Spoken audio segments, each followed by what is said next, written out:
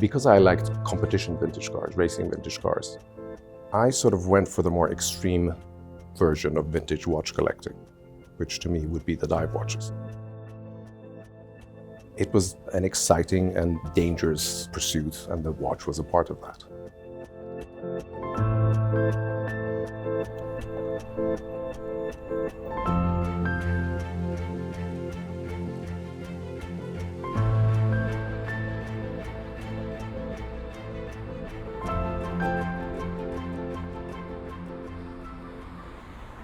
Reza, we're so excited to have you here on Talking Watches. Thank you for having me. So you have a theme. We could say this is a theme, For right? sure. Yeah. And you love vintage Rolex dive watches. Correct. Very specific vintage Rolex dive watches. Well, the more extreme versions of the Rolex dive watches. Some would yeah. say the most extreme. Yes. But before we get to all that, I'd love to talk a little bit about how you got into watches in the first place. So what was your first watch? My first watch was actually this one right here. It's an Oyster date that my late father bought for me when I was 13. When you were 13? Yeah. And in those days, I mean, this was the aspirational watch. And it stayed with me ever since. I mean, I've had it from new and it still resides with me. And do you wear it very often? I did until I became too big to wear it, actually. The size is too small. Sure. And then you quickly jumped from this gift from your father into a very specific, very niche area of collecting, and that's intense Rolex dive watches.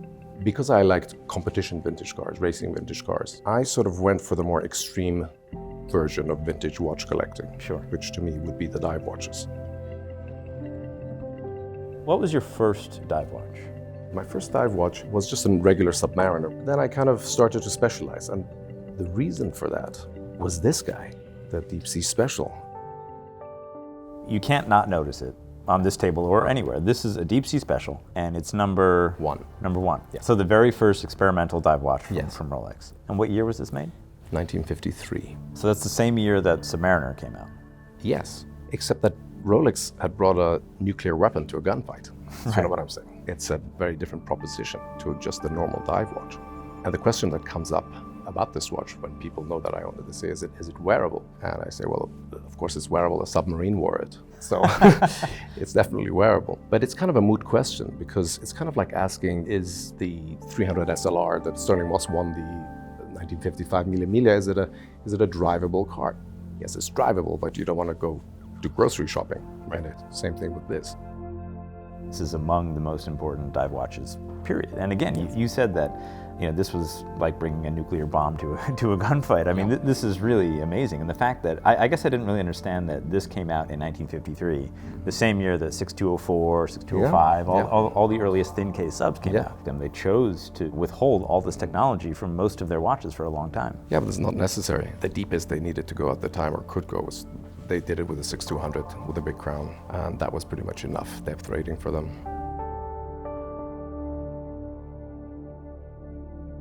This is number one. Which watch went to the bottom of the Mariana Trench? Well, we think it's number 3 because it's in the Smithsonian. There's a letter with it pretty much confirming it. Number 3 and number 5 were modified. This is the only one in this specification with the low dome crystal. The other ones have the high dome glass on them. Considerably higher. Considerably higher, indeed. It's quite an object.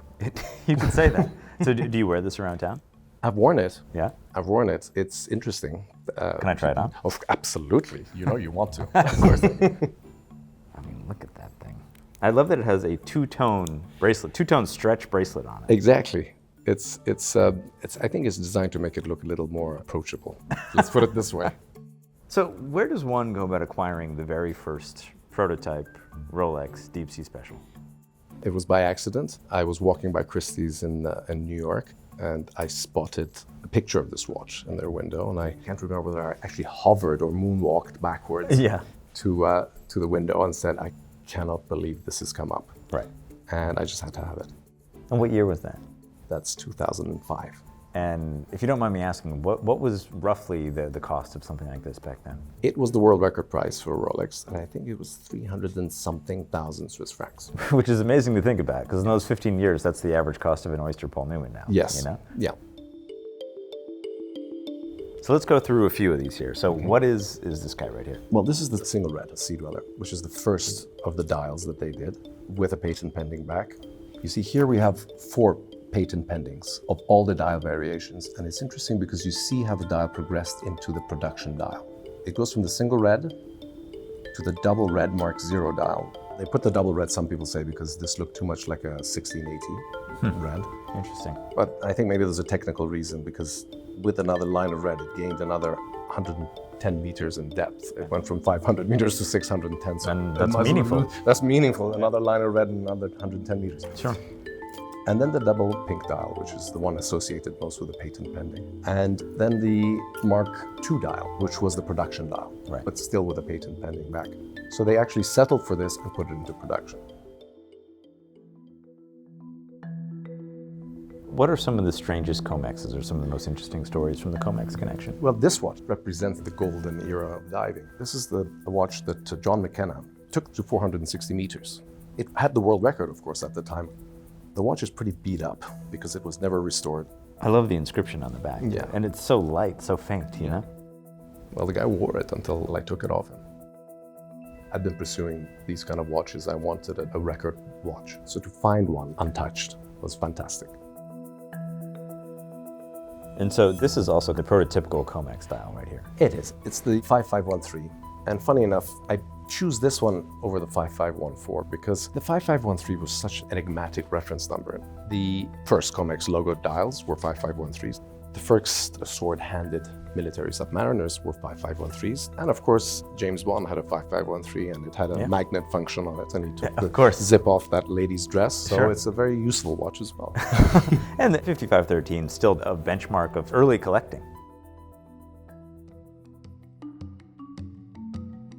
And you mentioned sword hands earlier. Yeah. So we're talking military watches. Yes. And I see a watch here that looks like your kind of run-of-the-mill 5513 mil sub, which is a super special watch, obviously. But this one is even more special. It is indeed. It's the only one we know of, and we have papers for it, that was issued to the Iranian army in 1971. And it was quite an anomaly at the time when I bought it. I thought, why did the Iranian army get it? And of course, with a bit of research, one can actually place this watch. The Marine Special Forces were trained by the SBS, who this watch was essentially created for during the Shah's reign. And in 1973, Sultan Qaboos had inherited the communist Marxist uprising, invited the Iranian army in to help him fight this threat. And so the Iranian army invaded in 1973. This watch was issued in 1974.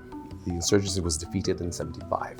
So it puts it bang in the middle, where the British and the Iranian forces were fighting on the same side against a common enemy and managed to defeat them. And if the communists had won, there'd be no watch collectors. That's very true. Think about it.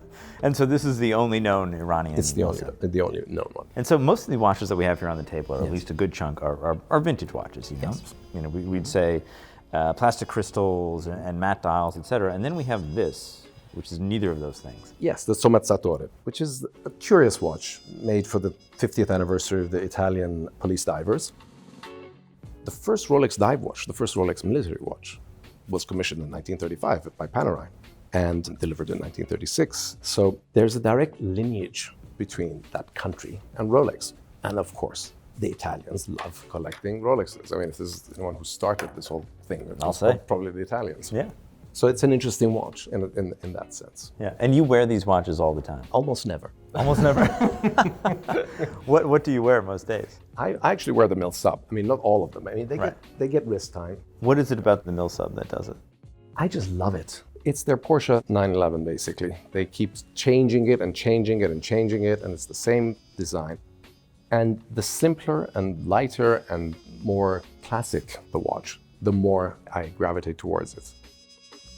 It feels like this is almost an academic pursuit for you. I mean, it's something to really explore Rolex's history, you know, the history of dive watches. And you've actually produced a book with Daniel Bourne and John Goldberger. Yes. I don't think many people know this, but that book is your collection. It is my collection. Every watch in there? Yes, pretty much. And what was the goal with the book? Just to document all these? Just to document, you know, 20-something years of work. And also the fact that I don't think you will get all these watches together again with all the reference numbers, all the dial types, et cetera, et cetera. I think I already know the answer because you have that sitting right there. Absolutely. But what is the holy grail Rolex dive watch? The one that you would just love to have? Is it number 3, the one that went down to the Mariana Trench? You know, I don't like the dial on that one. To be honest. That's a white dial. The white dial one. Right.